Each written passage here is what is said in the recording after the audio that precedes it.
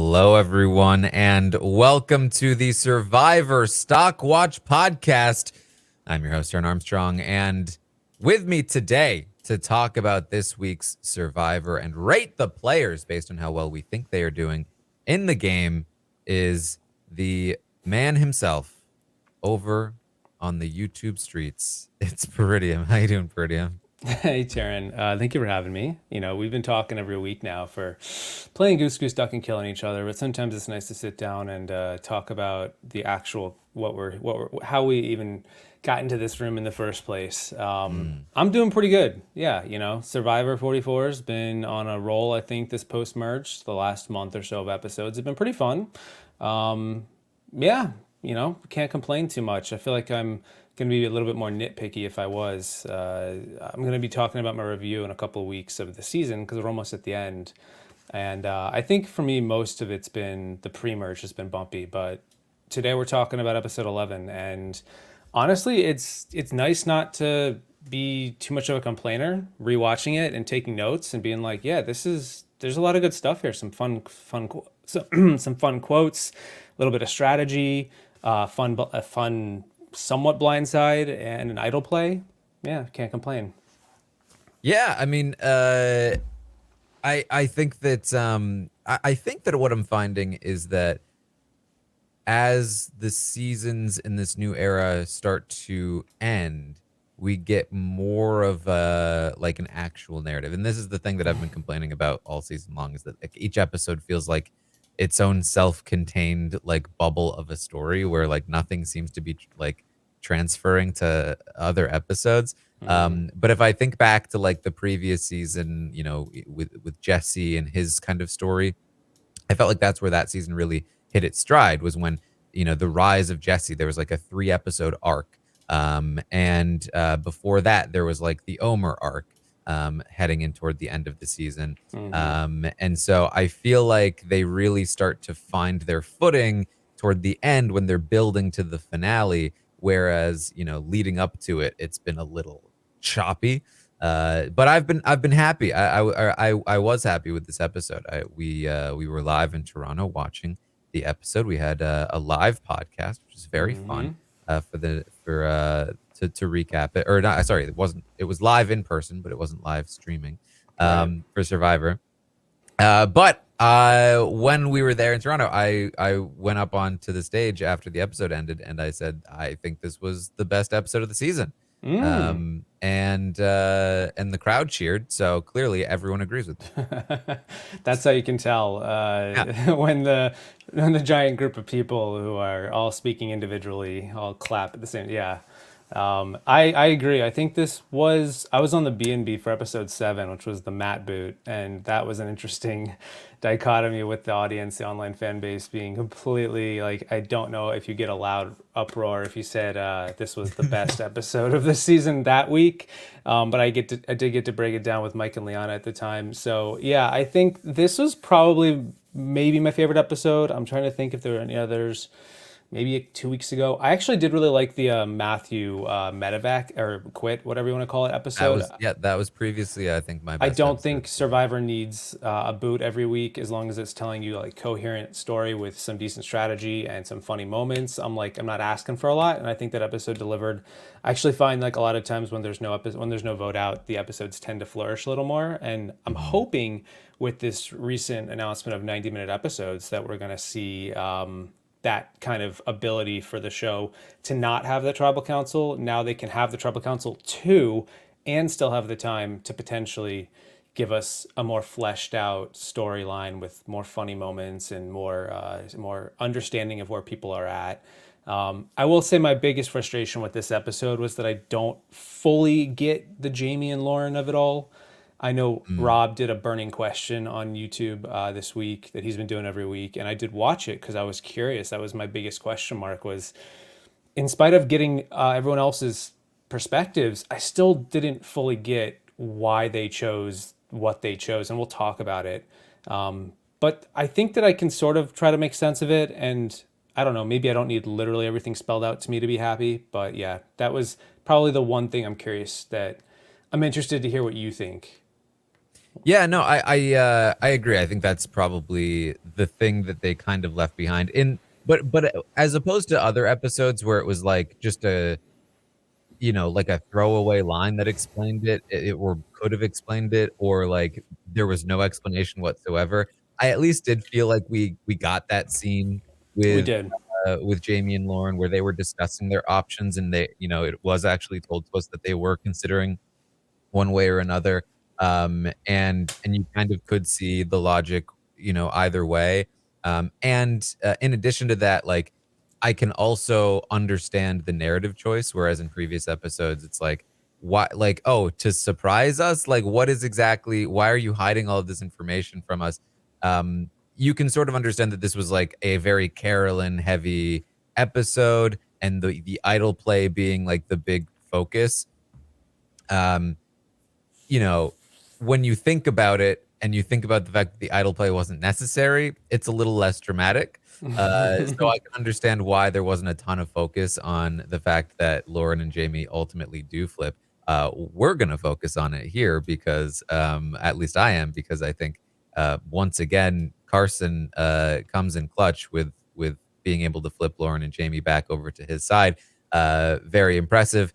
But I can, like, I would, in a normal season of Survivor where, like, things are being explained to us properly, I could see this being an episode where this is the narrative, and then in the following episode, we now talk about, "Hey, Jamie and Lauren are with Carson," or, "This is why they chose Carson," and I'm cool with that. I think, like, I'm certainly a little more sensitive to, like, them hiding things from us because Yeah, it's been so heavy with that, but this one to me made a little more sense. Um, and that's kind of the frustrating thing about the new era of Survivor so far, this season at least, is that, and looking forward to the 90-minute episodes, is that I know that they're capable of telling really they are. interesting stories really well with information fleshed out that is still surprising and dramatic when the things happen, but we actually understand why they're happening. I know they're Hmm. capable of it, and I know they're really good at it, actually, which is part of the reason. Like, when you watch Big Brother and you're like, this show could be so much more, but I also know that they can't make that show. Like, that's never been in their skill set. Survivor, they're storytellers, and they can be really good at it when they put the effort into trying to do it in the way that works for me at least, Right. and certainly that can't speak for everyone, but and I think this episode is kind of one of an example of when they I think get it mostly right. They did give us pretty much everybody's thoughts and perspectives, and Yes. even they did give us Lauren and Jamie a handful of times in the episode. Clearly, this was, like you said, focused around Carolyn, and if, like, they did go with the plan that Danny was suggesting and Heidi was suggesting, of voting Carson, well, that ultimately wouldn't have changed the outcome if that was what was going to happen. With Carolyn playing her idol, actually would have been even better looking for Carolyn than it already Yeah. was somewhat portrayed to. Anyway, so it's yeah, for us, we're gonna sit down and go through the weeds and the details of it to try to make sense of who's playing the best game and why they're doing what they're doing. But yeah, I mean, this was mostly around Carolyn's idol play and her decision, her relationship with Carson, and also a little bit with Jam Jam, the Tika 3 being in the bottom of the 7 person, but ultimately prevailing in a 3-2-2 vote. And then it's like, how did that happen beyond the idol play? And maybe there's a reason they're not giving. I rewatch it and I'm like, yeah, Carson, I think, is the guy getting the most, should be getting the most credit for this flip with Jamie and Lauren by far, from what we've seen. I wonder if there's a reason they're not giving us more of that, and then saying, like, what are Jamie and Lauren going to do? They did give us a little bit of that, like, which way are they going to go? But then also Carolyn's like, well, should I play my idol? I want to play my idol. This is a lot. Am I, like, what's the big question? Is it, are Jamie and Lauren going to flip? Is Carolyn going to play her idol? Both. Turns out they went with the direction of the Tikas, and Carolyn played her idol anyway. Uh, what's the aftermath of this? I don't know. Anyway, yeah, I agree with you basically. I think they did a good job. It was a good episode. Yeah, and I think that, I mean, the thing for me throughout most of the season so far is when I've had to be like, why did this person do this? Why did they do that? Uh, like all of those gaps get filled if you just say, well, Carson's really good, right? That's Like, kind of what I thought. I was you like, know what I it mean? feels like Carson just didn't get that moment to really drive home what he's done. If he's Hmm. done something, I presume he has based on the little bits of conversations and details. And he even talks to Carolyn at the end of the episode, and she's like a little bit flustered. And he says briefly, he doesn't use their names, but he says like they're good. And I think he's talking about Lauren and Jamie at Hmm. the very end, right before they go to tribal. And I'm like, they were good. They did vote with them. We only saw Carson really talking. At some point, Jam Jam is able to understand that Danny has turned and he's not voting with them, and they've been sold a spool of lies. They've been sold a bunch of BS about the vote split between Lauren and Jamie. And Jam Jam at some point, because at the beginning, halfway into the episode, he's like, he's okay with going with Danny and Heidi, and then he randomly comes up out of the blue and is like, oh, now Danny isn't with us either. I agree. Because Carolyn's like, I don't trust Danny. I don't trust Danny. And then Jam Jam shows up and says it too. So I'm like, oh, how did he get that? Did I miss something? Did I miss something? Or did they just not show? I don't think they showed us how he figured that out other than something was left on the cutting room floor that Yeah, helped the it mystery of what was going to happen make sense. But I was a little bit like question mark.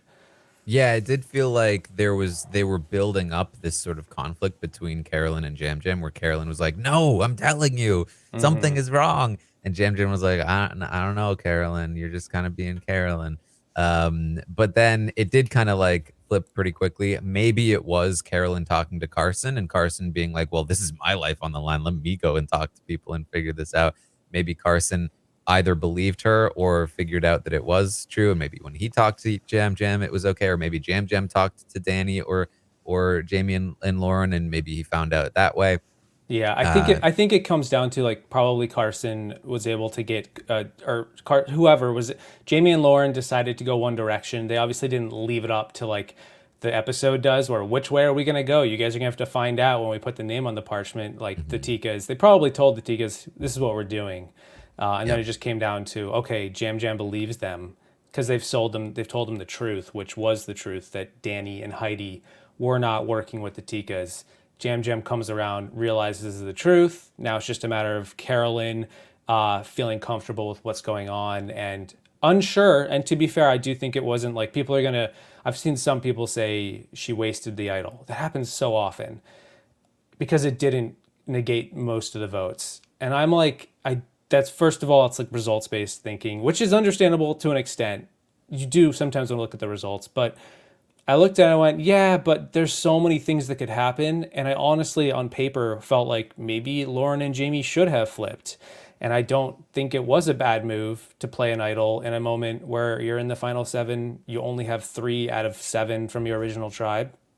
Kind of makes sense that you're going to get 4 people voting against you. The, if anything, it's good for her that she didn't play it on herself, knowing like they might just vote for her instead, knowing that Carson is more obviously like the bigger threat from what we're hearing. So I don't know. I didn't have a problem with that. I don't. Yeah, I think the one of the questions I would have is, I think the edit led us to believe that Jamie and Lauren were on board to take out Carson, and then he talked to them. They were like, "Oh, now this is a decision we have to make," and then ultimately decided to save Carson. It's entirely possible that they were never on board to take out Carson, and that they were just humoring Danny and Heidi. Now, I think the evidence against that is that when Carolyn goes to Carson saying they're voting you, he did seem like what me like he didn't seem to know that quite yet, which would imply that they hadn't told him, Mm-hmm. and then he had to go and talk to them about it. So um, it seems as though that is what happened, and I mean, I would have loved to have seen more from Carson talking to Jamie and Lauren, and how he got them to flip back, and like what kind of promises he's made to them. And even like looking at like their relationship, like we know that Carson, uh, from previous exit interviews, people have talked about like, oh, Carson was basically an honorary Ratu, but he has betrayed them a couple of times here now. So like, you know, where does that relationship stand? I would love to know. Like they still are, even in this episode, talking about like, oh man, we love Carson though. Like we don't want to take out Carson. And you know, as a viewer, I'm like, why? Why do you love him so much? He's hurt you. Like what's going on?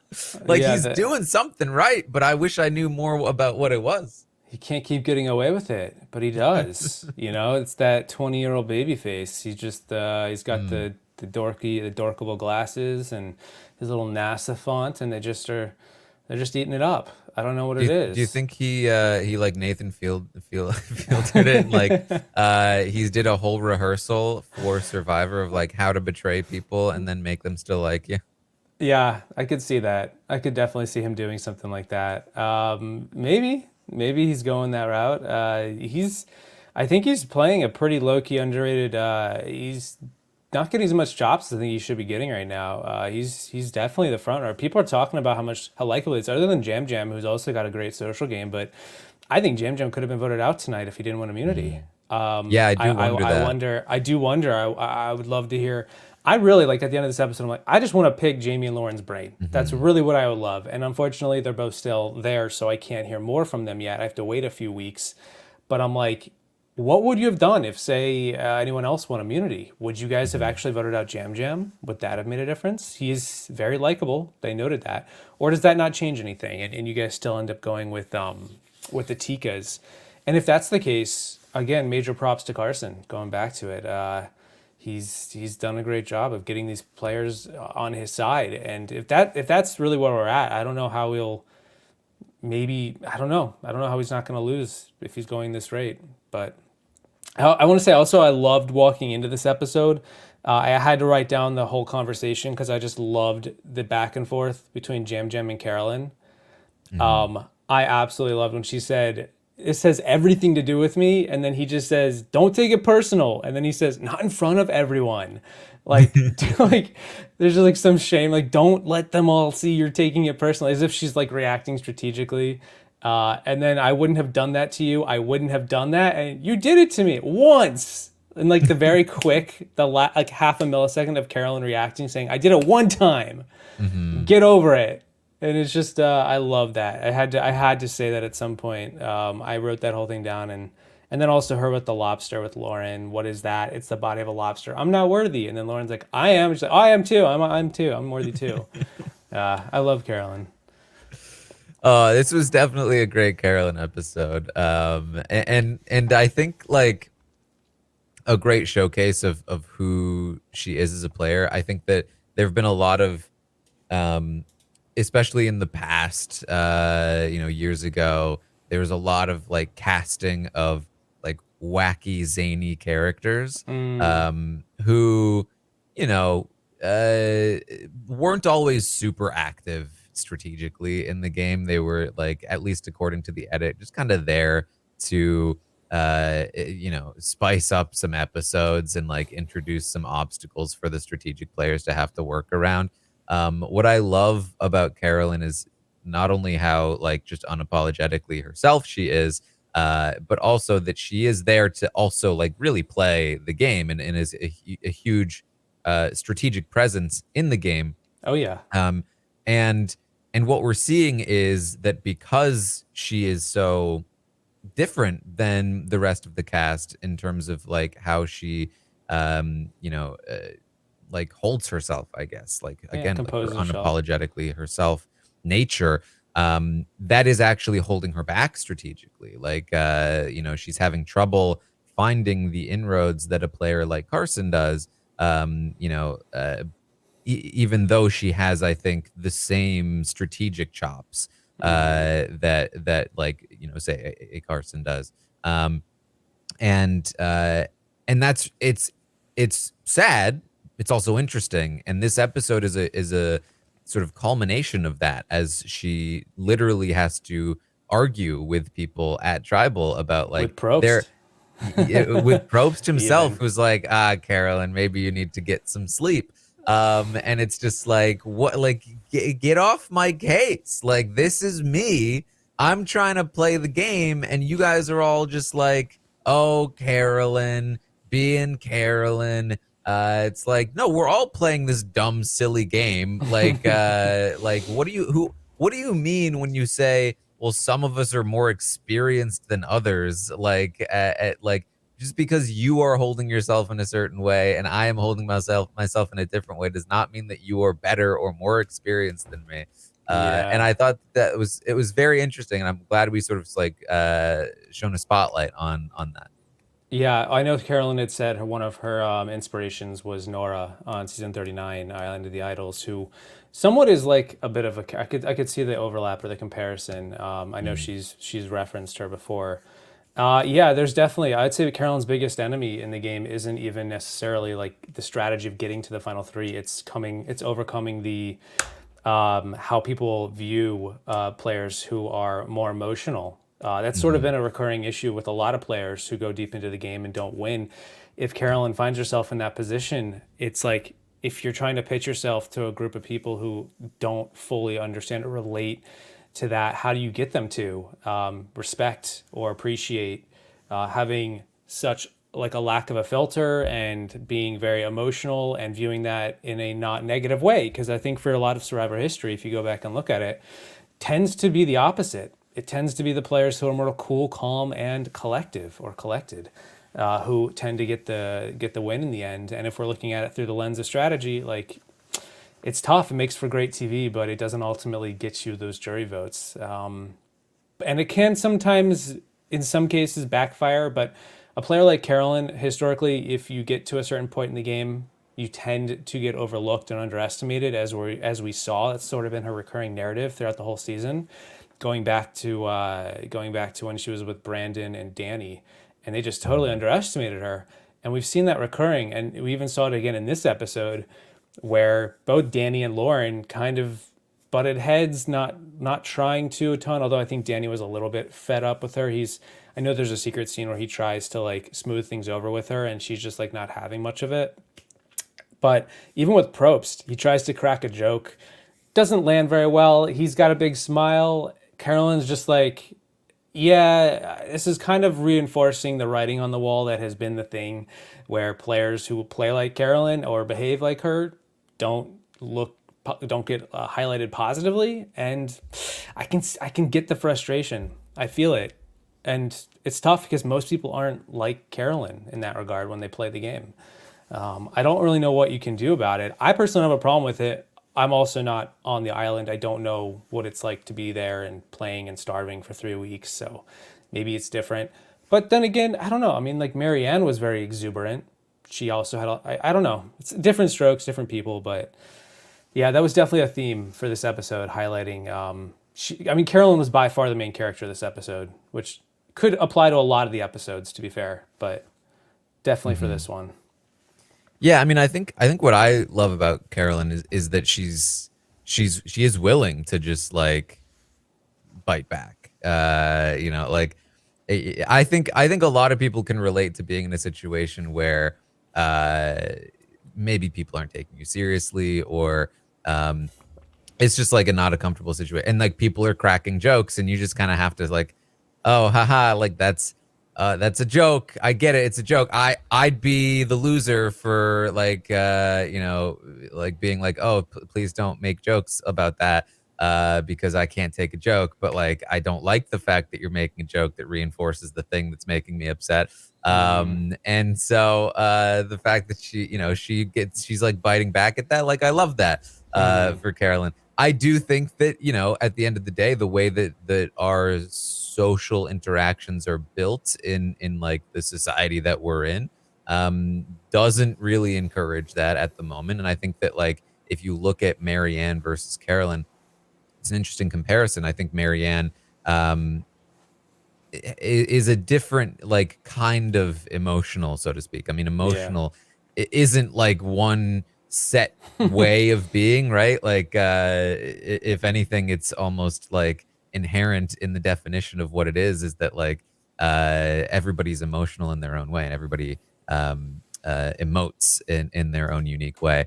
But I think that what made Marianne so successful was that she was very good at advocating for herself, and taking her emotions and describing them Mm-hmm. in a very logical and impressive way, that she was able to sort of translate her emotions to other people in a way that they could understand. I think Carolyn um, has more difficulty doing that, and I think that the audience is understanding her, but the people on the island aren't. And she just, like, whatever it is, it's just not translating to these people quite as much. I think Carson gets it. Um, and maybe Jam Jam does. I don't know. I think, Sometimes, not all the time. yeah, there's a little back and forth there with Jam Jam, but like, I don't think anybody else, maybe Franny did. I think Franny Franny did started for, to get yeah. it, but I think that a lot of people just aren't getting it. And I think that's, um, you know, we talk a lot about being good at the game of Survivor, but it's not always about being good. Sometimes it's just about sort of understanding or sort of investigating. Okay, what makes Carolyn unable to translate her emotions to these people, whereas other people could. Does it make her worse at the game? I don't know, but I think it's interesting, and I think that looking at that, there are things that you can learn about Carolyn, maybe about yourself, and about people. That's really fascinating. One of the reasons why I love these shows. Yeah.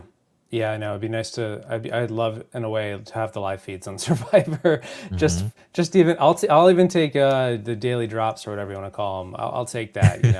Give me 45 minutes, an hour of unedited Survivor footage, just to see what they're doing. Like when they come back from the challenge or something. They usually only give them an hour anyway. So hey, maybe that's exactly what we want.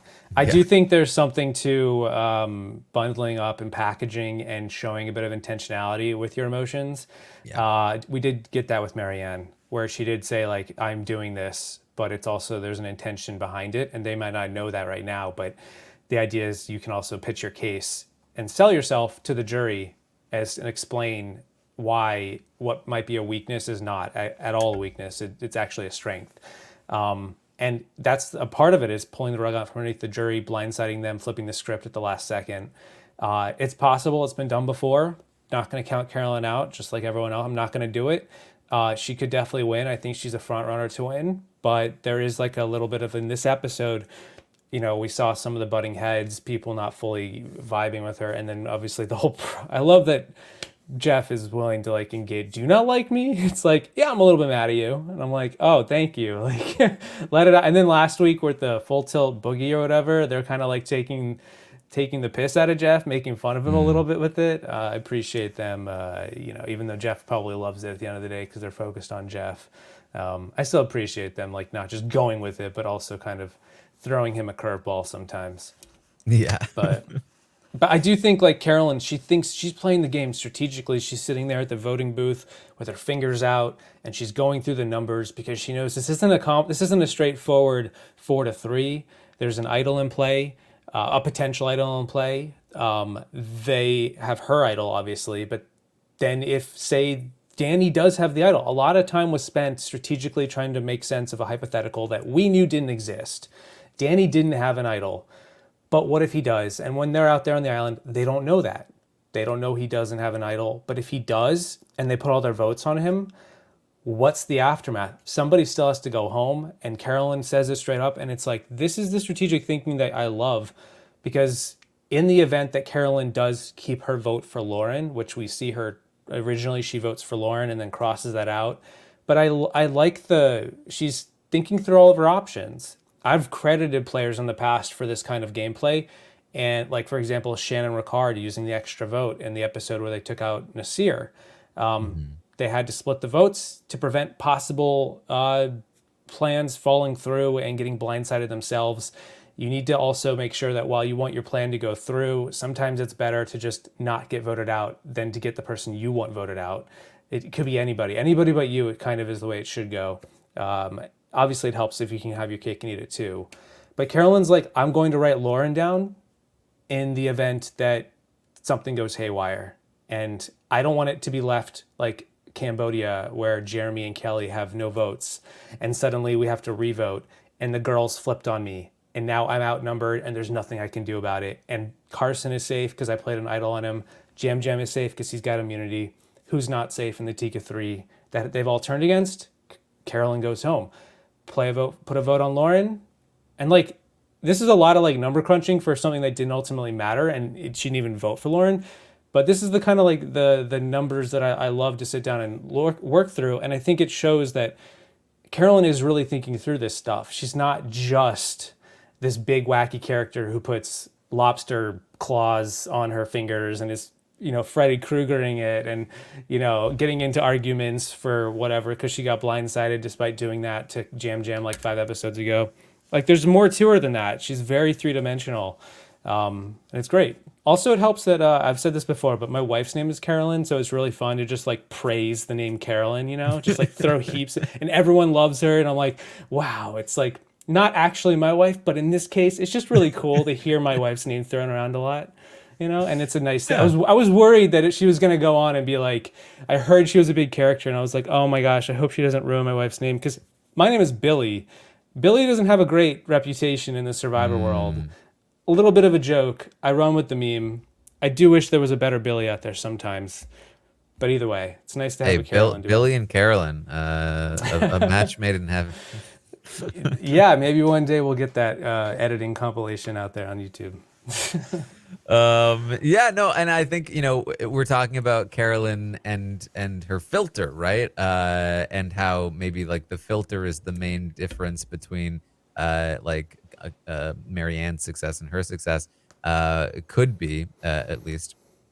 And I think that you're right. Like Carolyn's thinking in this moment is all completely sound, but maybe could have applied a bit of a filter on top of it. Maybe don't actually fully write the name down and then cross it out. Yeah, I talk about this in an upcoming video with Aubrey doing this in Co Wrong, and it had actual ramifications. It wasn't as simple as writing a name and crossing it out, because there's literally a scene, and then it strategically ostracized those players going forward, knowing where her intentions lie. And if you're burning potentially Lauren, and this was for Aubrey, it was even worse. This was on the pre-merge. This is at the final 6 now, so it's not nearly as big of a deal. But I just am like, could you not grab another piece of parchment? I talked to this, we were playing Goose Goose Duck, and I asked Omer and Dwight and Jesse about this. I said, if you write somebody's name down and you decide you don't want to vote for them, can you cross it out, but like, could you just get a new piece of parchment? Could you tear it up? If you tear up your vote, they clearly have extra votes. They have revotes. Like they don't have exact, they have probably a whole bundle. Why can't you just tear it up and say, I need a new one? Because they're like, we honestly never thought about that. I asked Christian and Vicky, he didn't know either. He's like, honestly, I never really thought about that. But I was curious to know, like, why not? Like, is there any strategic gain to leaving that name on there and then not fully blackening it out? Like, at least like getting it so you can't see, Right. I don't know. Like, I was a little, I was like, Carolyn, I would love to know, like, did you just not care? Or did you not, I don't know. Yeah, I mean, part of me wonders, like, I wonder if she did try to get a new piece of parchment. Maybe that's part of why it took so long. Is maybe that she was like arguing with producers about it. Rock, paper, scissors. Yeah, but then you're right. Also, like, why not just scribble on it some more? I mean, look, you have plausible deniability. You could say anybody's name at that point. They're gonna know it's Lauren. But if they can't read Lauren, you could have said, I actually voted for Cart. I don't know, whatever. You could you could say I'm an idiot and I completely spelled it wrong and I was so embarrassed. So I had to cross it out. Yeah, I mean, it's an interesting question. I would imagine that they don't allow you to change because I imagine they want the drama of a cross. They do, I know. If you give it to them, they're gonna be like, nope, no take backs. This is ours now. Right. Well, it's just that I was like, maybe you should just tear it up and say, what are you gonna do? True. You can't not have a vote. You should, like, narratively, you need me to vote. You're gonna I just feel like we'll I tape it might back together. yeah, How right. They about like that, Carolyn? oh man, bring out the duct tape. That's a new advantage. Then it's a ripped up piece of paper with a name crossed out. Uh, but Yeah, or yeah, maybe they would just be like, yeah, then your vote will just stay. We'll just have you vote for Lauren. Um, yeah, maybe. but yeah, I mean, I think at the end of the day, just like to keep it simple, just don't write the name down until you're 100% sure. I mean, there's so like I understand her for her. She's thinking a lot. She's deliberating. She says before she goes to tribal, like they foreshadow her doing this, where she's just like Hmm. there are so many things happening and there's so many different potential like outcomes, and I'm like, yeah, this isn't super straightforward. I get it. I like that she's up there deliberating, really thinking it through, not just on default autopilot. But yeah, it's like you're real. It's tough because there's so many. She's thinking through so many different permutations of what could possibly happen, and if she voted out after playing an idol, that would be really bad news. But then at the same time, it's like at some point you got to put pen to parchment, and maybe just make that your final. And I actually don't think the Lauren vote was a terrible vote. Personally, I'm like No. in the event that Danny did have an idol, because there was going to be a second idol. I don't think anybody knows Heidi has that idol. You know there's more than likely a second idol out there, and Danny is probably most likely to find it because he's already found one before. History usually means people repeat find idols for whatever reason. So I'm like, yeah, if Danny plays that, Carson's safe, Danny's safe. What if they split the vote on you? What if you get votes? Or what if there's no votes and they revote you? So I kind of like it. I'm like, I actually don't think it's the worst thing in the world. At the final six, I mean, if Lauren is going to take that super personally going into next episode and like not work with Carolyn, that would be worse than Carolyn doing that this episode where Yeah. she got blindsided with Franny and then immediately was like, "I'm still playing the game. I'm turning it around." And So it's I too don't know. late. Even if she wanted to do anything, they've got three. Another thing too. Yeah. And Lauren and Jamie just went against Heidi. So what incentive does Heidi have to be like, yeah, I'm gonna go to rocks for Jamie and Lauren?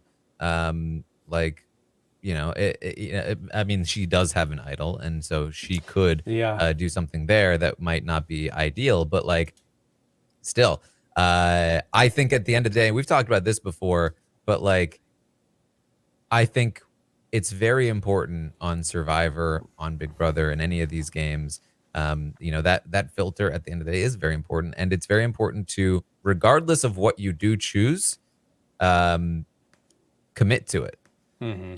Like the crossed out thing makes it so that, in my opinion, no matter what you ultimately chose, people are a lot less likely to respect what you chose because they saw the back and forth. And that's just like the that's just the surface because of course uh, below that is the fact that you've now pissed off both sides. So Lauren saw her name anyway, and it's just as bad as if you had voted for her in the first place. And you voted out Danny. So I think Carolyn, honestly, she probably should have just voted Lauren. I think that was probably the play. Just vote Lauren. Make this entirely your move. To Yes, you revote. ultimately Yeah. misplayed the idol, technically, and you didn't need to put that vote on Lauren. But I think doing both confidently says, I'm thinking. I bet you don't even realize. I bet you didn't think about all of those potential outcomes, but I did. And when they think about why did she play the idol, why did she vote for Lauren, they're going to realize, well, oh, wow, when she played the idol, she had to vote for Lauren because what if Danny had an idol and then no votes happen and then she needed an extra vote there, and it's going to make them realize that she's really thinking things through a lot.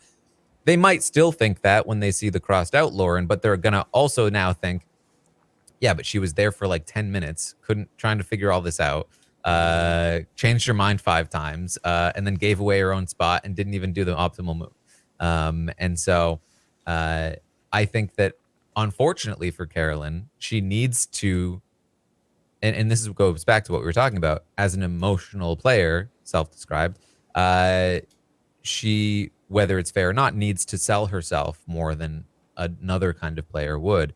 And people are going to be looking for reasons to not credit her for things. And unfortunately, I think these are the kinds of like decisions and moves that that people will like these little flaws that they'll point to be like, ah, see, she is emotional. She isn't a good player because she crossed that name out, or because she took so long in the voting booth, or Mhm. whatever the case may be. And um, that's going to be tough, I think, to overcome. Yeah, especially if she's sitting next to players who are very likable, and Hmm. if she's trying to go to the final three with Carson and Jam Jam, those are some heavy hitters playing the social game. Carson clearly is showing a lot of just social finesse, his ability to get people on his side, and uh, he's he was a part of Ratu, but has voted against them already, and also with them, and people are they like him, and he's clearly getting a lot of he's people are giving him his flowers. They're this episode could have been an episode from an editing standpoint, the way that they showed him really coordinating his journey and his likability and his threat to win the game. And I'm like, I don't know if Carolyn will want to go against that guy in the final three, even though she's keeping him around for a vote. I almost feel like she's looking to dump the Tikas at this point. I feel like the Tikas need to start turning on each other if they really want to have like that moment to win. And I mean, not to say that they can't, that Lauren and Jamie and Heidi couldn't beat any of them, but just from what we've seen, there's been so much commentary around how likable they are. I wonder if Carolyn's going to be somewhat getting in her own way between not voting, like not crossing the name out, and not giving it her stamp on that. Although it did look like they were all excited on the jury when she played the idol. They did Hmm. love that, even though it didn't ultimately negate it. I mean, they knew that before the votes were revealed, but still, I don't know. We'll see what happens. There's, Yeah, I could see a world where Carolyn rightfully believes she has a good chance against Jam Jam. I mean, I think Jam Jam is clearly like socially a better player in terms of like people liking him more than Carolyn. But I could see a world where she's like, "Hey, but I'm more strategic than Jam Jam. right. You might call me more emotional than Jam Jam, but like strategically, I have separated my emotions from my game. Jam Jam has been voting out all the players that put his name down because he's too emotional. I can see that argument being made, right? Mm-hmm. Um, and I could see a world where like Carolyn could deserve it over Jam Jam based on what we've seen so far. I think would that happen? Probably not. But I could see a case made. Yeah. Carson, though, based on what we've seen, not only has the social, but he's also got like a lot of the strategic stuff. Carson just seems like he has been the driving force behind the success of Tika so far, and I think you can't be in the end with Carson um, if you want any chance of winning. Like Carolyn might be underestimated in the game, but I think that like even if they did see her value and estimate her properly, she's still going to have a hard time beating Carson. Yeah. And so I think you have to get Carson out. I still think Carolyn's best bet is like Heidi and Jamie, something like that in the final three. But even if you just get rid of Carson and go with like Jam Jam and Jamie, I mean, Jam Jam probably wins there. But at least you have a slightly better shot. Uh, the question is like, how do you get rid of Carson? Can you pull in Jamie with Lauren still there? Do you go with Heidi? But Heidi has that idol, and Heidi has connections to Soka, so it's like it's tricky. It's again, it's like Carolyn's road is just harder. Yeah, I will say I like we've got a quite a complicated dynamic web of what people should be doing going into this final six Hmm. for next week and the end game. It's interesting. I'm enjoying. We don't have like a single alliance of four versus two or five, and there's an outsider, and then they just have to find idols to get to the end. We're getting a pocket of Jamie and Lauren and their moves that they're trying to make, and they have been playing the middle a decent amount ever since they've been getting blindsided with Kane.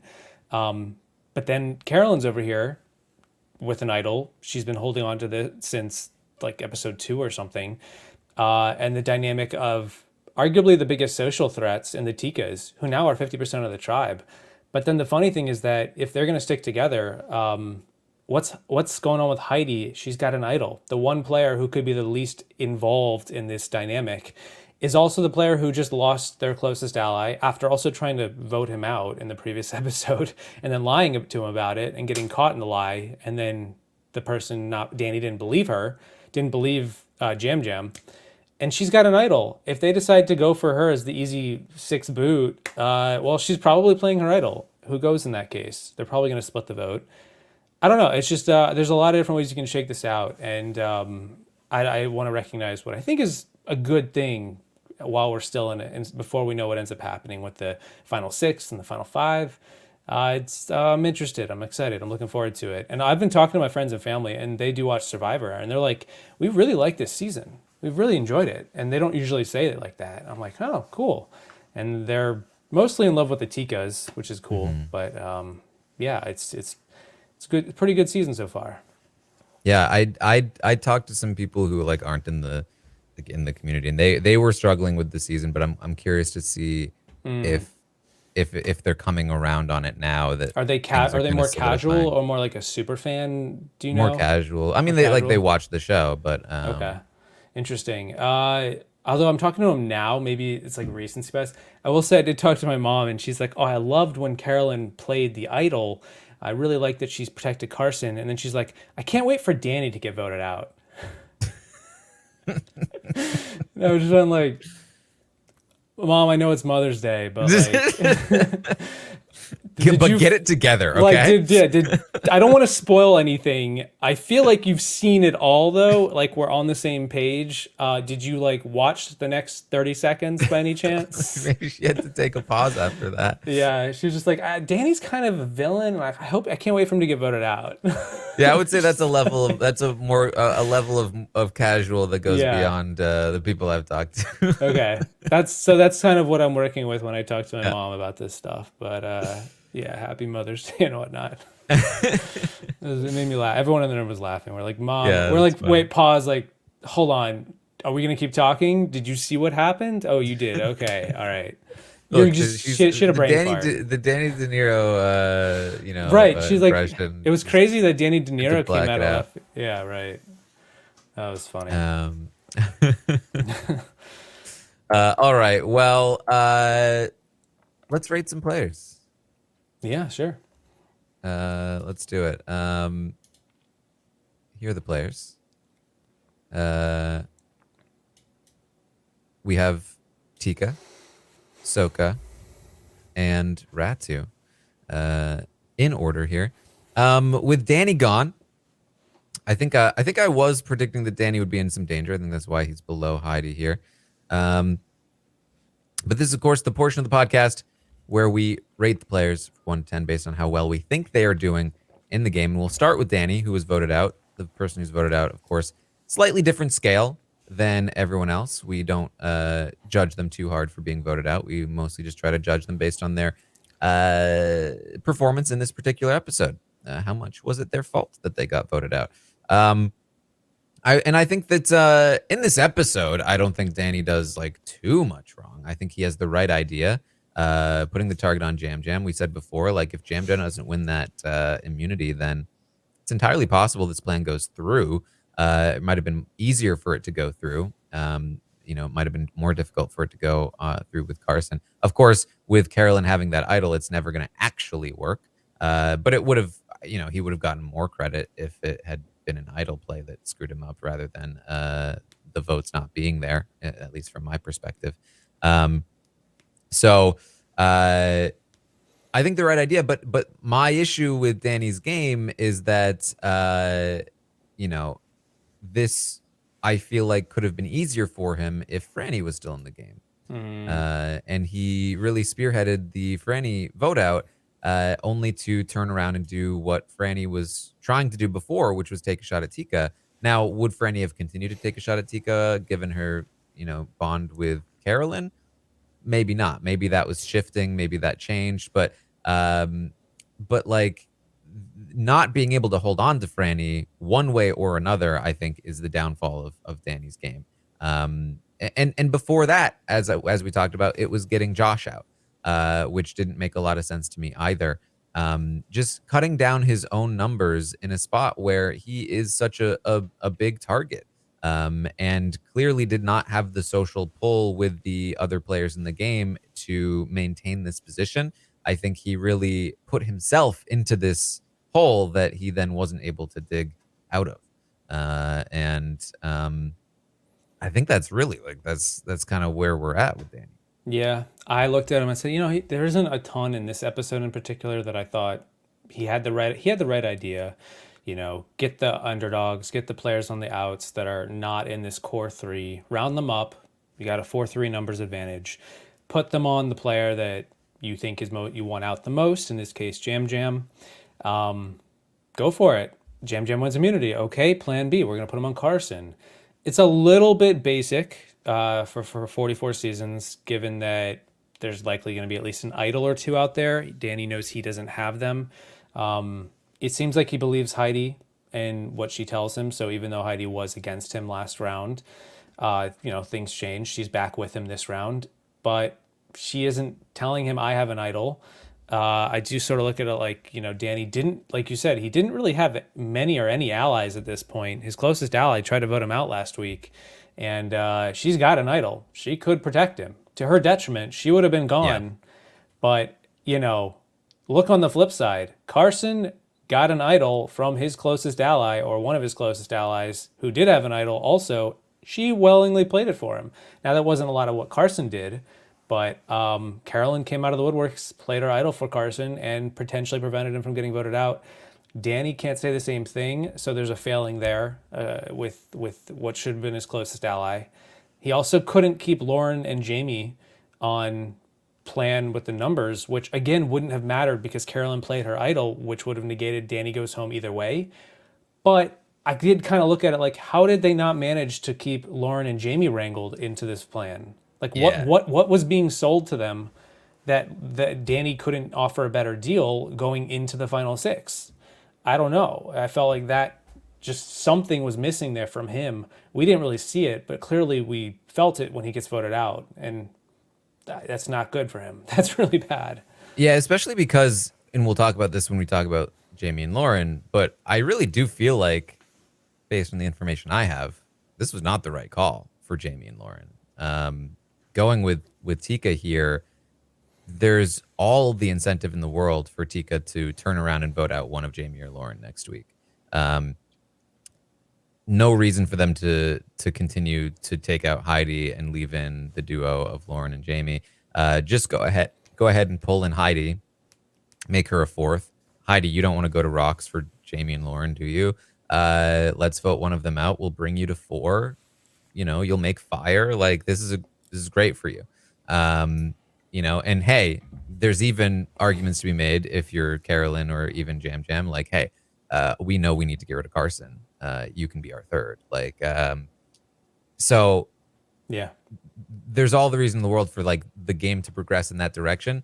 And the only thing I can think of is either they just didn't trust Danny so much that they had to go side with Carson, or they were fearful that Danny would go on like an immunity run, and that they wouldn't be able to take him out. Maybe. But I mean, They did, he's not that good. Like, they he did, hasn't been they winning did that talk much. about that. That was one of the pros and Yeah. cons. But then also Carson, it was interesting because I said, well, Carson has won an immunity and he is Yeah. clearly really good at the puzzles, by far the best, which is going to come up most likely in these last few challenges. So it's like, yeah, Danny's more physically fit, but he hasn't actually won. The results do speak for themselves. I guess it just felt like they made an argument to keep Danny more than to get rid of him, but then they didn't do that. And you'd also assume that Carson now, and this is something that I haven't really touched on, but like, people have been talking about this, that there's a lot of like fire motif with Carson. There's a lot of fire in Carson's glasses, and like, I mean, I would assume on the island that Carson, the guy that 3D printed a puzzle and that jokes about practicing, the breath challenge in his bathtub, I would assume that this guy knows how to make fire like it's nobody's business, and that he could probably beat anyone at fire. Given all of these editing things, maybe, it feels like they're maybe signaling that he gets out at fire, or maybe that he like wins the game by winning fire. One way or another, it seems like he's making fire. Yeah. But who knows? Um, I mean, to be fair, I thought Deshaun might in season 41. There was right, a lot of fire motif going on with his story.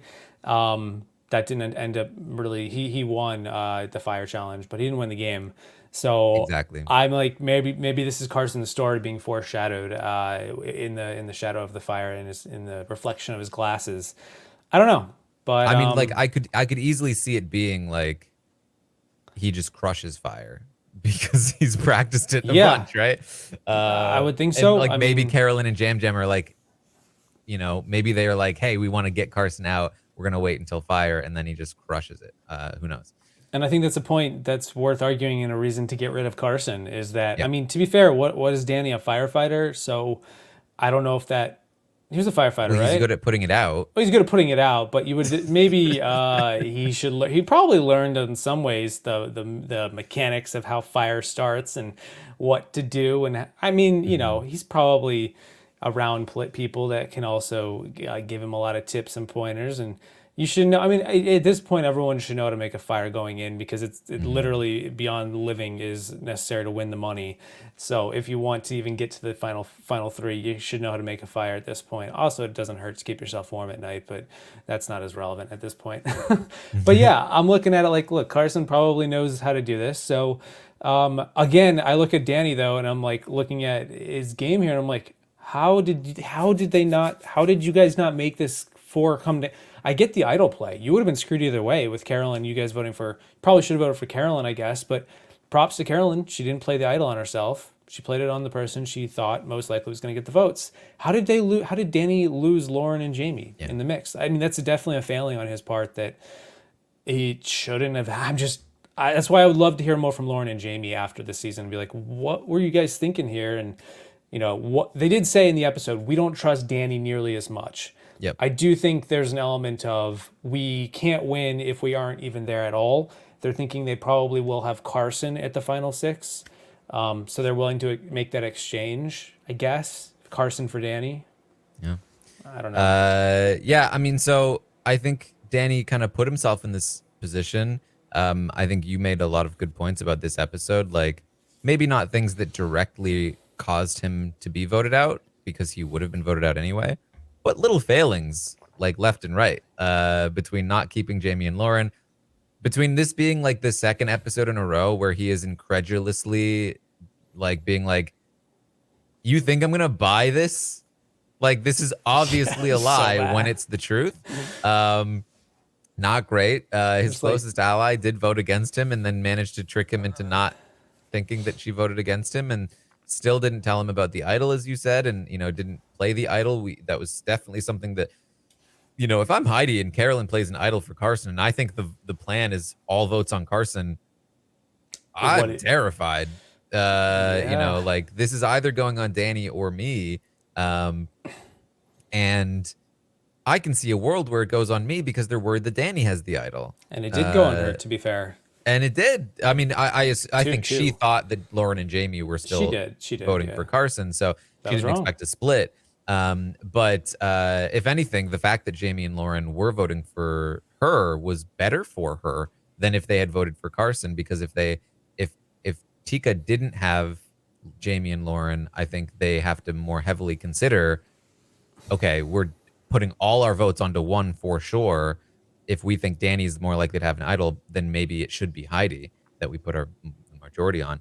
Um, but yeah, Heidi not playing that idol for either of them, is not great. So yeah, a lot of fault points here for Danny. I think I would give him two. Yeah, I was waffling between a two and a three. I would probably go two as well after all this. I did initially write down three, but I feel like it's actually worse than that. And I didn't think Mm, going in when I first thing I thought was, hey, he got voted out. Like he tried, but I'm like, yeah, mm, but the reasons why he got voted out don't lend credence to like a higher score in this case. Sometimes you just get voted out and you get beat, and you do everything in your possible. You expend as much as you can, and you just didn't have enough. I'm like, in this case, I think it was more of a layup, and for some reason it just didn't happen. And I think there's some failings on Danny's part. I'm like, yeah, how many episodes in a row can they show this guy not believing the reality, actually what's gone down? Oh man, it's rough. I'm like, if this isn't his boot episode, he's got another episode of this coming. It's gonna be dicey. But Yeah. anyway, yeah, I'll go with two as well. All right. Let's talk about Heidi next then. And I mean, I guess I'll say, like, Heidi doesn't play her idol. I think that's a bit of a mistake in the same way that, like, Carolyn playing the idol is not a mistake, but a mistake. Heidi not playing the idol is a mistake, but not a mistake because Mm-hmm. it is ultimately the right read. And she's better off for having not played it. Yep. Um, you know, for all I know, she has a reason to not play it. She has a reason to believe that the votes are going to be on Danny more than her. She certainly knows that Danny doesn't have an idol, so she doesn't have to worry about him playing one and negating votes that are for him and then leaving only votes for her. So maybe a small bit of benefit of the doubt there for Heidi in that sense. Um, Also need to give her credit for convincing Danny that she did not vote against him when it should have been pretty obvious that it was her. So I'll give her that. I also think that, as I've talked about, she's actually in a pretty decent position moving forward. With 6 players left in the game, she is in the prime position to basically choose a side. She can either go with Tika, have her idol, get to 4, and make fire, hope that she makes it to final 3 with 2 Tika members, which I don't think is the best spot for her, but it's final 3. Um, or she can make a bold play and try to side with Lauren and Jamie, use the idol to negate Tika's votes, and then head down to the final 3 with Lauren and Jamie, which I think would be a great spot for her if she managed to Mm-hmm. pull it off. It would be harder to pull off, but I think it would be a great spot for her. She has those options probably because it still just doesn't make a lot of sense to me that Tika would continue to work with both Lauren and Jamie, especially now that Carolyn has written Lauren's name down and crossed it out.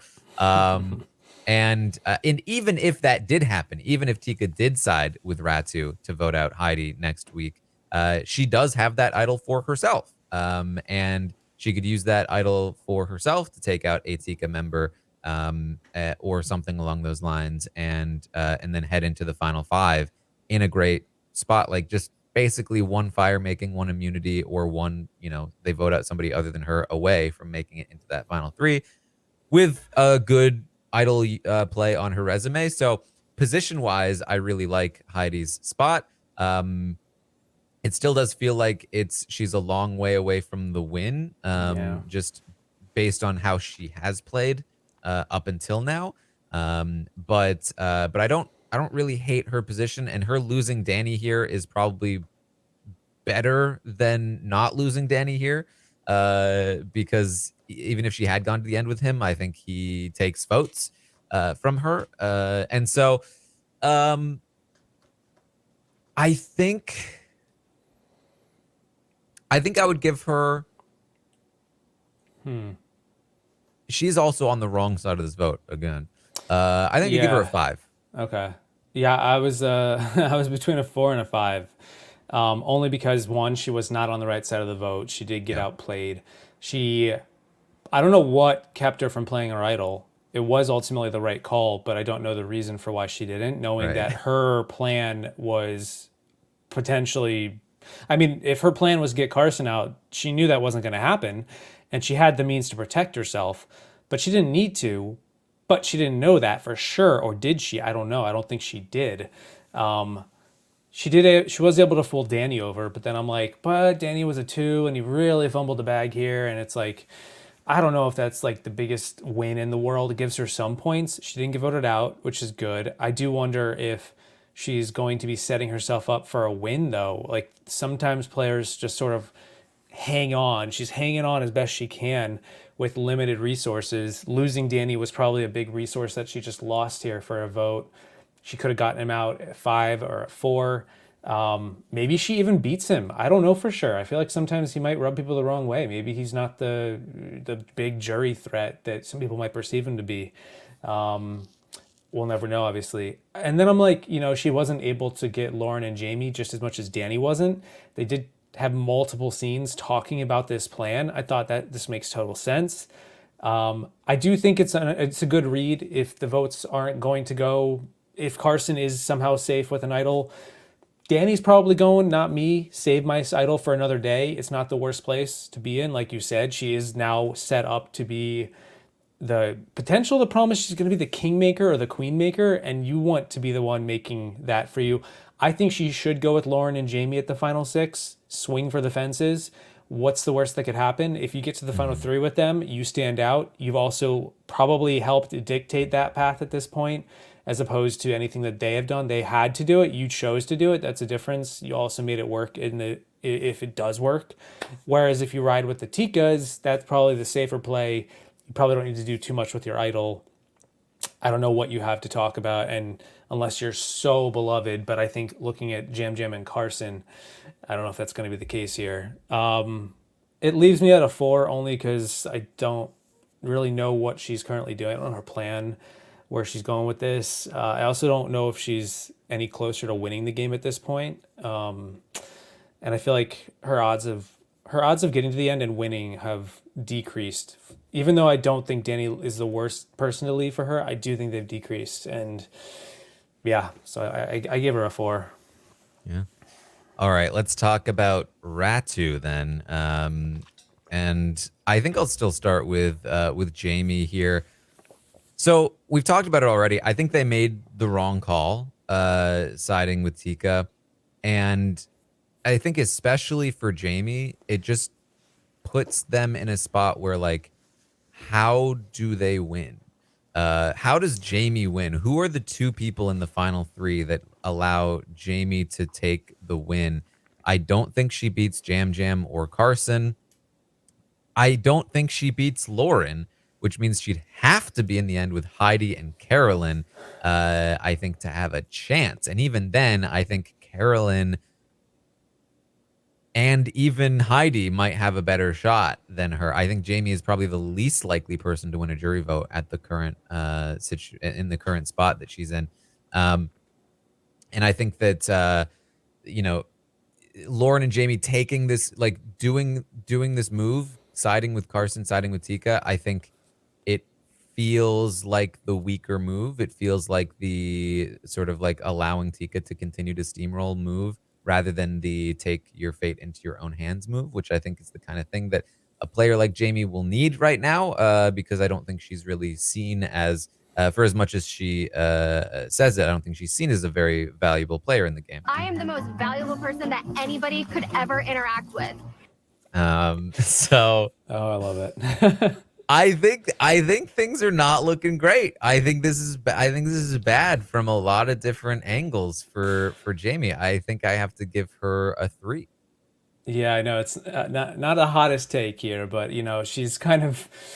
Oh man, I want to say I think it's interesting that when Danny proposed the fake pitch to the Tikas to split the vote, the plan was going to be 3 on Jamie, 2 on Lauren, and Jamie was going to go. And I thought that was an interesting little blip. I didn't realize at first they were planning on fake voting out Jamie over Lauren. I wonder why that is, because he said Carolyn and Heidi vote Lauren, and the 3 guys will vote for Jamie. I I was figured like, it was the idol. lie about her idol, right? Right, which that was another interesting thing. She's got this idol story that nobody knows is BS. Not even the jurors probably. Kane might think it's a real idol when he goes back, because why not? So Mhm. they're all in the jury like, yeah, she had this idol and I got voted out. And I'm like, she would bring that up, but I don't think that would be enough for her to win. Yeah. So you said you gave Jamie a 3. Mhm. Yeah, that's pretty accurate. Like I kind of am looking at the same thing. They're both in the bottom half. I didn't. I tried to make sense of this move for both of them, and I felt like it's just a harder road. With I'm trying to think like from their perspective. Do they not view players like Jam Jam Carson and Carolyn as too big a threat? Do they feel like they? That's not what they say though. They don't say that. So when I see them say straight up that like they really like him, he's really likable. Jam Jam's a really likable guy. Okay, you want to get him out. Carson, he's physically great. He's great at the puzzle. He's a massive fan. He's probably gonna be able to do fire really well. All these things. He's super likable. We had a whole thing in tribal council. They're all there for it, and they're all like, Carson's amazing. And it's probably they're thinking, yeah, you're about to go, so we're gonna, pump you up and then send you on your way. But he's still here. I'm just looking at, like, I think their game is in dire straits at the moment, and I mean, a three would be fine, a two would be fine. I think they're both looking at a really uphill battle to get to this. And if Heidi's with them, like, I think Heidi might be able to squeak out a potential win sitting next to them. Maybe Lauren. I don't really have a great read on what everyone thinks about her. They seem to like her, but I don't know. So I'm working with limited information. But if Heidi's there, it's like, how did she get there? It probably required her idol. I don't know what to say too much with Jamie and Lauren here.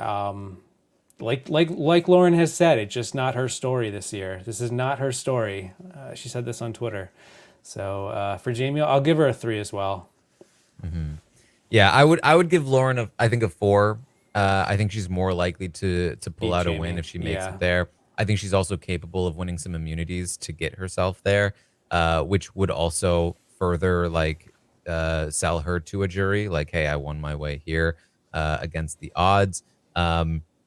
And I think she has like, potentially influential people like Brandon, on the jury, like really selling her case.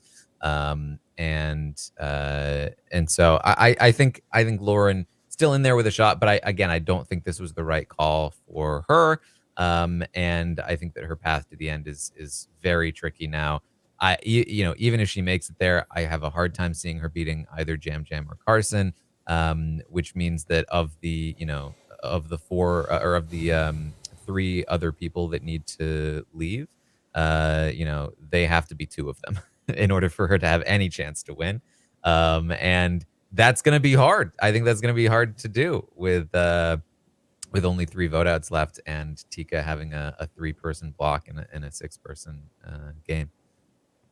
Yeah, I completely agree. This felt like a move that sort of put the Wolves closer into them getting completely just eliminated. And this is partially, I've said it now for the 3rd time. I would love to pick their brain and just hear like what their plans were going to the end with the move to keep to vote out Danny or split the vote on Heidi here.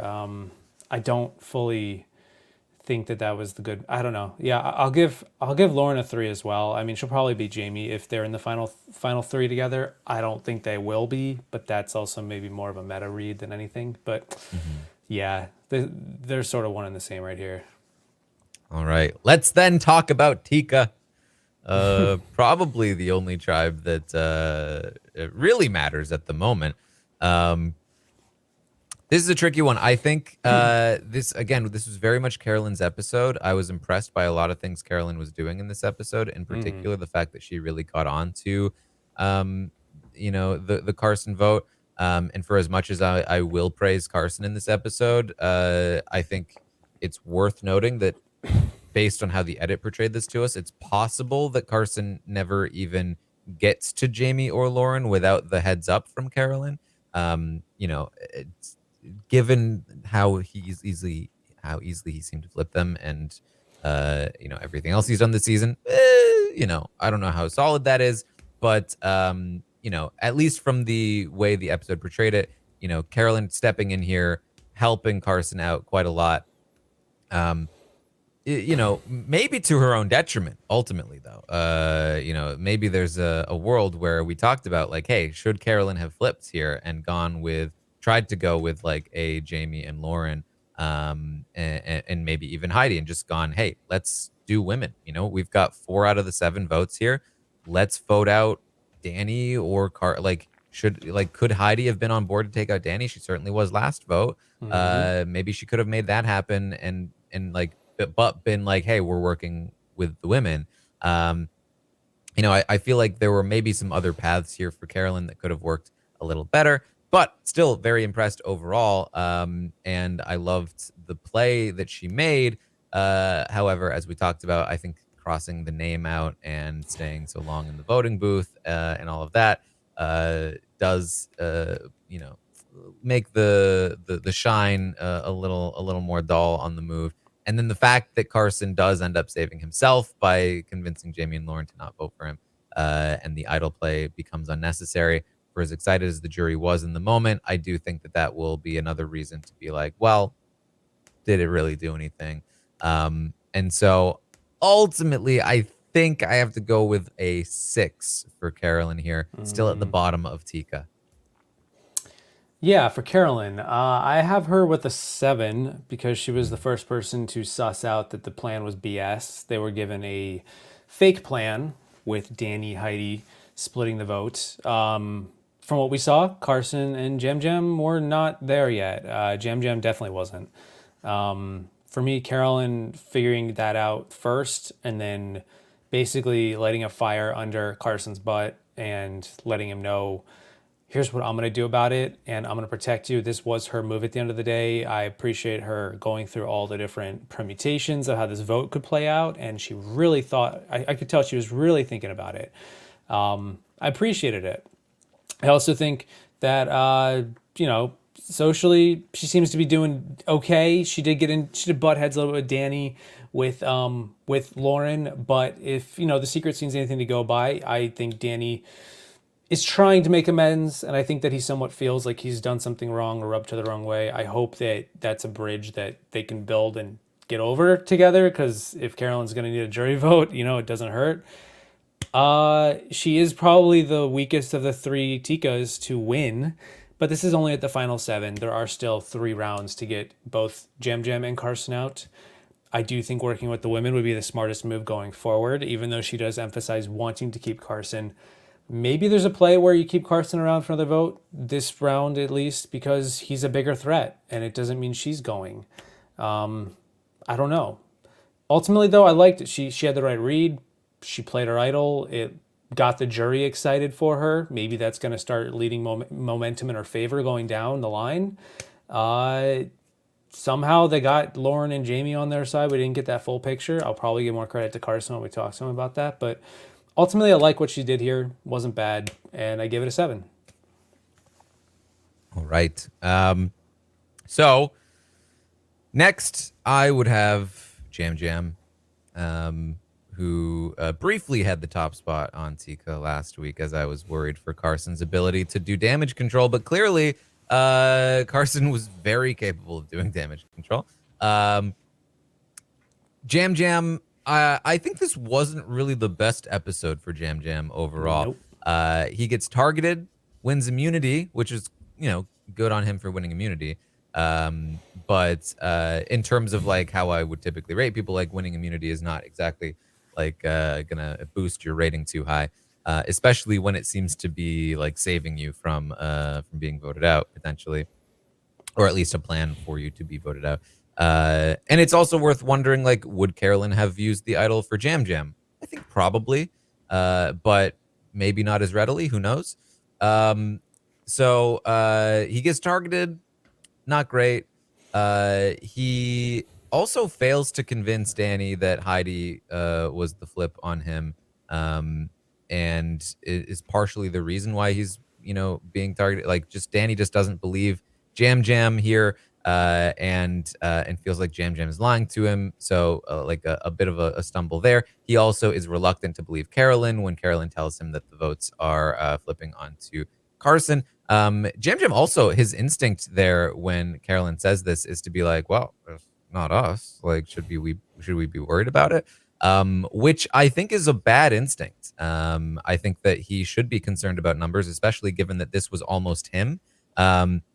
I think that if Carson gets voted out here, Jam Jam is next. And there's very little that he can do to prevent himself from being voted out if Carson goes here. So I didn't love that strategic instinct either. And I think it only hurts Jam Jam that Carson has another great success and that Carolyn gets to sort of like get a little bit of play for the jury by, playing this idol and stuff. For as much as it kind of got screwed up, it does give her at least something more than she had before to argue a case against Jam Jam. So overall, not a great episode for Jam Jam. I still think he's like a heavy front runner to win the whole thing, but for this one, I think I'm gonna notch him down just a little bit, a 6 as well, just a little bit of a higher 6 than Carolyn. Yeah, I had Carolyn at a 7. I had Jam Jam at a 6 here. So it's sort of what you had said, except like, yeah, he's it's tough because I feel like socially he's in a great spot, and I feel like he is in a better spot at the end of this episode, but it's not through anything that he really did other than win Hmm. immunity, which took him off the board. If he didn't win immunity, who was the other player in there that was at the final? Was it Heidi?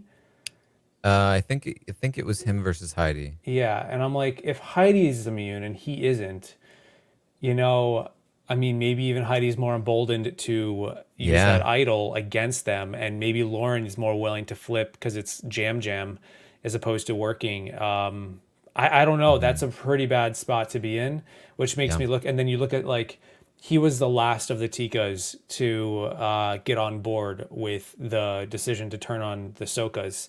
He also didn't fully buy into Carolyn's paranoia, and he did also say, maybe losing Carson isn't the worst thing in the world. It's not. It's better, better to be him than us.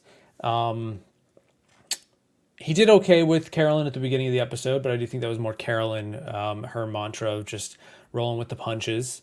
And there just isn't a lot of in this episode. There wasn't a lot of like Jam Jam being proactive and doing anything. He just sort of was coasting, wins immunity, and he's good. He's good to the final six. Uh, so for that, I was like, okay, he's still around, and he is for the longevity of this season. He's in a good spot. This episode, as much as I would like to, put him on similar pages with his other two Tika players, this individual episode is below them. Still above the other four in Heidi, Danny, Lauren, and Jamie. But yeah, I left him at a 6 and Carolyn at a 7. And we can talk about Carson, Let's talk about man of the Carson. hour. Yeah. Yeah, Carson, I was definitely tempted to go back up, like all the way up to like a 9 here for Carson. Because I'm very impressed. I mean, none of his previous actions seem to be getting him down. The fact that Jam Jam was targeted over him to begin with was pretty silly to me in general. Um, and then yeah, getting Lauren and Jamie to vote with him. I think the way that he handled Carolyn was very impressive. That like I really feel like he had a better tactic than Jam Jam did.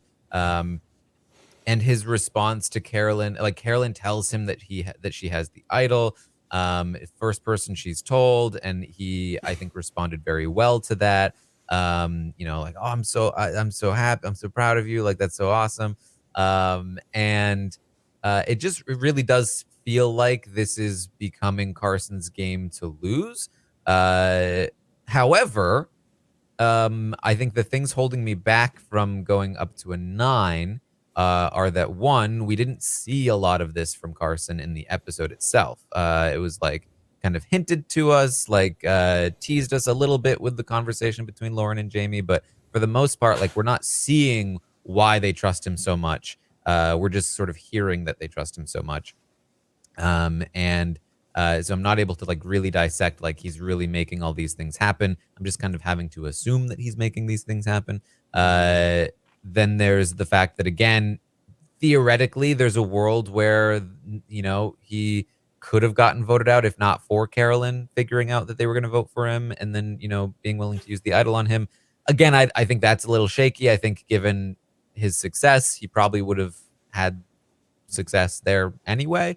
But a potential weak point there. And then the fact that Jam Jam was like, "Hey, it's Carson. Like, do we really care?"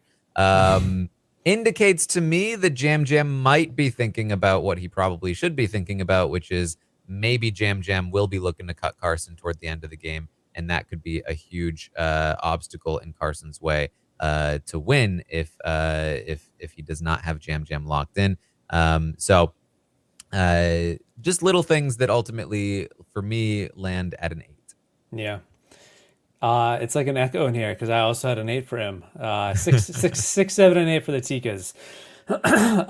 Yeah, a lot of Carson. He did a great. The results I think largely were born through his ability to wrangle in the split vote with Lauren and Jamie. I thought that was really well done.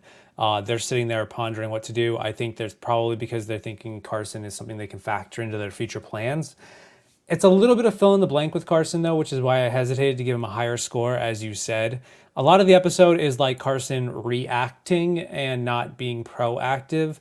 And for me to give him a 9 or even a 10, it would require like I would need him to be shaking it up himself and going out of his way to set the plan in motion. In this case, it was more like he heard this was happening, so he took the right step to get it to make it better for him or to fix it or to remedy it. He does get Carolyn.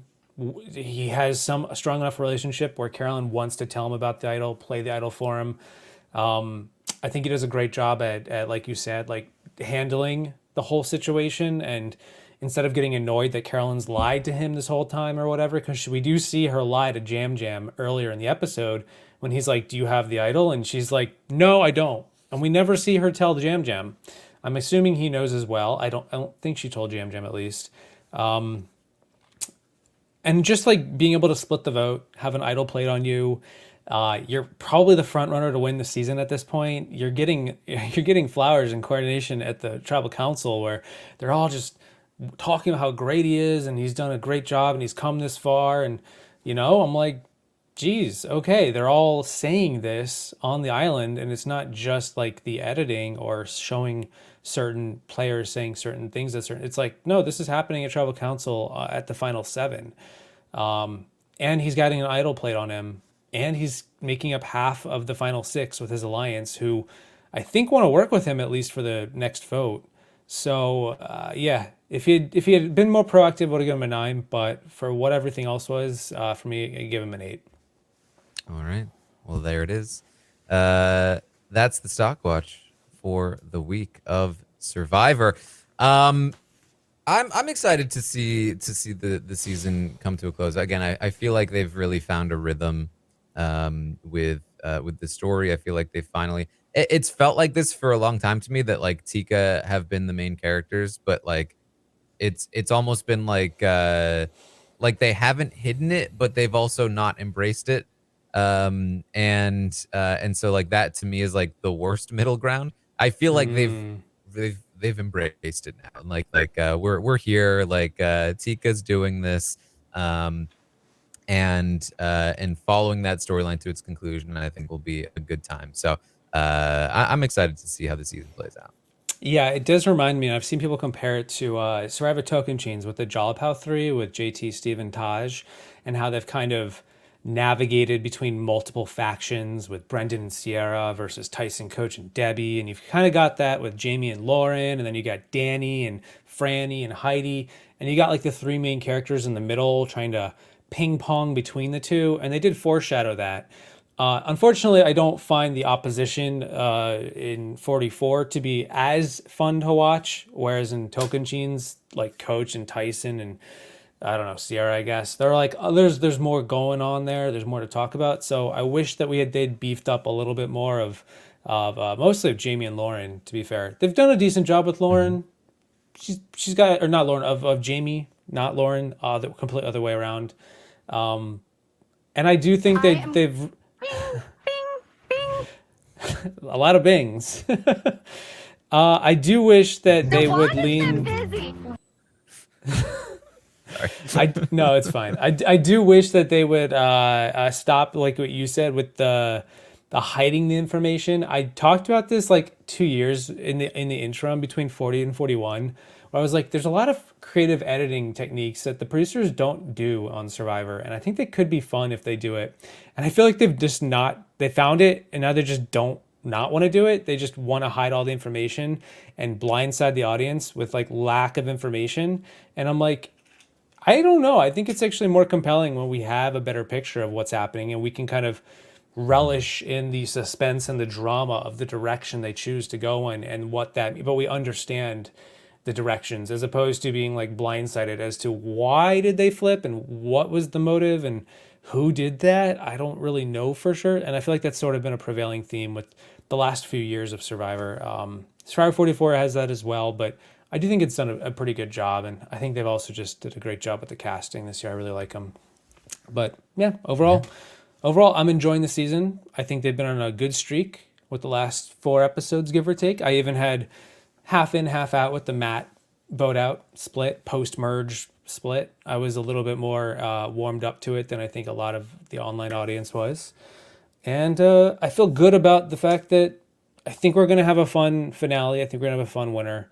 And I also love the fact that 45 is going to have 90-minute episodes. That's going to be interesting. And the first time in the history of Survivor in 23 years, they're going to do 90-minute episodes every single week. Like, I'm like, what does that look like? I'm just so curious. That to me is just like, that's the juicy carrot on the stick. Yeah. So Yeah. see. We'll see. Hopefully it works out. I think Yeah, there's hopefully. reason to be optimistic and reason to be skeptical. Look, I'm gonna say cup's half full, and we're gonna roll with it. It's also technically half empty though, and we're just not gonna acknowledge that until we have to. All right. Well, that's what we have for you today, this week for the Survivor Stockwatch podcast. I will, of course, be back next week to talk about next week's episode of the show. As always, you can find me on Twitch, twitch.tv/Taran Armstrong, or on Twitter @ArmstrongTaran, doing things, hanging out. Big Brother Canada has thankfully come to a close, but you can still find some Goose Goose Duck videos over on YouTube. Come and hang out. We'll have some fun in the off season as Big Brother US approaches. Peridiam, where can people find you? Did you say thankfully come to a close? I did. Yes. Okay. Yeah, you can find me on YouTube, youtube.com/Peridiam, Peridiam. Upload video every single Wednesday for Survivor. And with Big Brother coming up around the corner, Big Brother US, you will be able to find me doing the same thing on Thursdays, assuming they keep the schedule with the Big Brother evictions. So I'm very much looking forward to BB25, just based on BB24. But for now, throughout the rest of May and into June, I will be talking Survivor, and then probably just switching over to Big Brother for a couple months. So that's what I'm up to. All right. Well, thank you all so much for joining us here today, and I will see all of you next time.